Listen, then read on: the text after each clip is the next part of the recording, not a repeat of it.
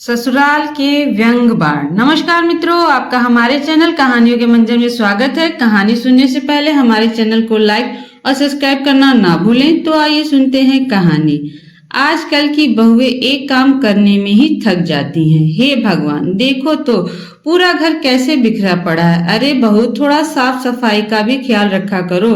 बस एक काम पकड़कर खाना बना ली, खाली सो गई। हे भगवान, मुझे ऐसी बहू क्यों दे दी। सरला की बहू देखो, और एक हमारी तो किस्मत ही फूट पड़ी है। माया सब सुनते पक चुकी थी। कुछ नया नहीं था, उसके लिए हर रोज का एक आलाप था ये। माया बुदबुदाती हुई कमरे से निकली। बस बहुत हो गया, अब बर्दाश्त नहीं। आए दिन के ये ताने नसों को फाड़ देंगे। मम्मी जी, आप बुला रही थी? माया ने सासू जी से पूछा। अरे हाँ, ये क्या हाल बना रखा है मेरे घर का। जिधर देखो उधर गंदगी।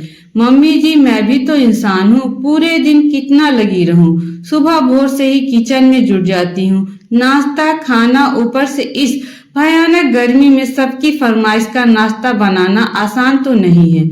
मैं भी इंसान हूँ, रोबोट नहीं जिसे गर्मी ना लगे या थकान। जब से लॉकडाउन लगा है, हर कोई घर पर ही है। कभी कोई कुछ फेंक देगा या कभी कोई कहीं खाकर फेंक देगा।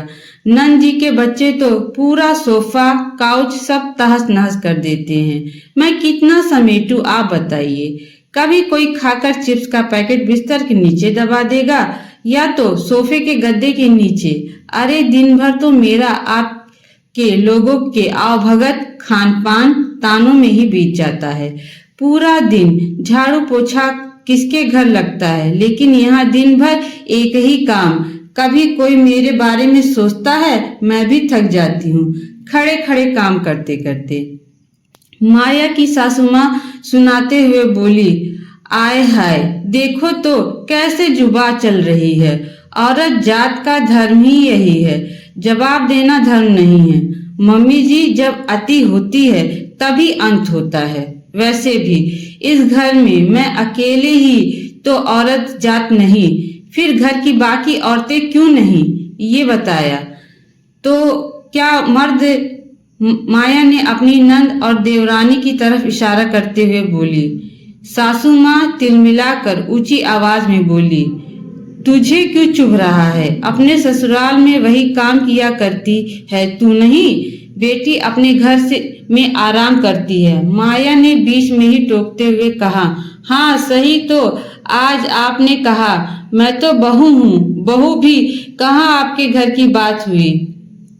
अच्छे से याद है मुझे सब। जब आप पुनीत पापा जी रिश्ता लेकर हमारे घर आए तो यही बोले, हमें तो बहू नहीं बेटी चाहिए। ये तो हमारी बेटी है, हमारे आंगन की कली। अब बहू कैसे हो गई मम्मी जी? माया की सास बड़बड़ाते हुए कमरे में चली गई। आजकल बहुएं राम बचाए। इधर हॉल में खड़ी माया अपने आंसू को पोंछकर वापस से काम में लग गई। लेकिन उसे बस इतना सुकून मिला कि आज तक वो जो घुट घुट कर सुन रही थी, आज भड़ास बाहर निकल गई। मेरे प्यारे मित्रों, आज की कहानी यहीं पे समाप्त होती है। मेरी कहानी आप लोगों को कैसी लगी कमेंट करके जरूर बताइएगा। धन्यवाद।